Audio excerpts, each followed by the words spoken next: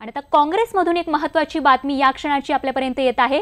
काँग्रेस उमेदवारांची नावं निश्चित करण्याच्या अंतिम टप्प्यात असलेलं कळत आहे। काँग्रेस लढवत आलेल्या जागांवरती आता नाव निश्चित करण्याचं काम जे आहे ते अंतिम टप्प्यात आल्याचं कळतंय। या क्षणाची एक महत्त्वाची बातमी काँग्रेसमधून आपण पाहतोय।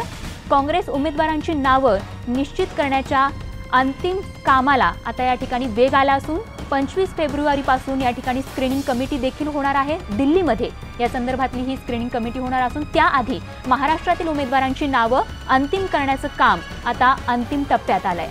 आणि सागर कुलकर्णी आमचे प्रतिनिधी या संदर्भात अपडेट देत आहेत। सागर, काय माहिती?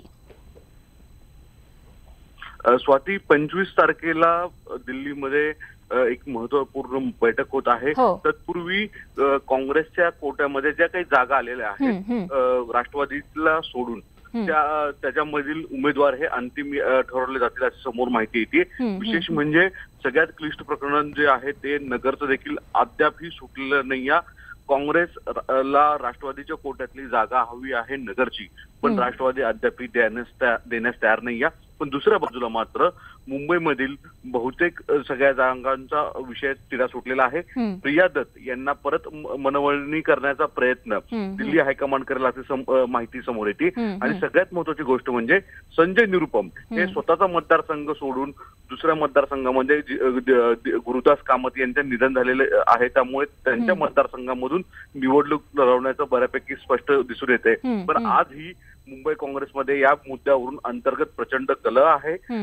संजय निरुपम यांच्या उमेदवारीस विरोध कृपाशंकर सिंग नसीम खान यांचा आहे, त्यामुळे आता दिल्ली हायकमांड या गोष्टीकडे काय कशा पद्धतीने हाताळतं याकडे सगळ्यांचं लक्ष लागलेलं आहे। पण 25 तारखेच्या आधी काँग्रेस सर्वच उमेदवारांचं चित्र स्पष्ट होईल असं सांगितलं। आणि या पार्श्वभूमीवर अशीच माहिती आमच्यापर्यंत पोहोचवत राहा। तुर्तास धन्यवाद या माहितीसाठी। तर नगमा, शिल्पा शिंदे आणि आता कलाकार आसावरी जोशी ही देखील आता काँग्रेस पक्षात त्या येणार आहेत। तर आज दुपारी संजय निरुपम यांच्या उपस्थितीत मुंबईमध्ये त्या काँग्रेसमध्ये प्रवेश करतील। तर मागील 2 आठवड्यांच्या आधी टीव्ही कलाकार शिल्पा शिंदे हिने देखील काँग्रेस पक्षात प्रवेश केलाय। त्यामुळे आता कलाकारांची काँग्रेसमध्ये जी आवक आहे ती वाढल्याचं बघायला मिळतंय।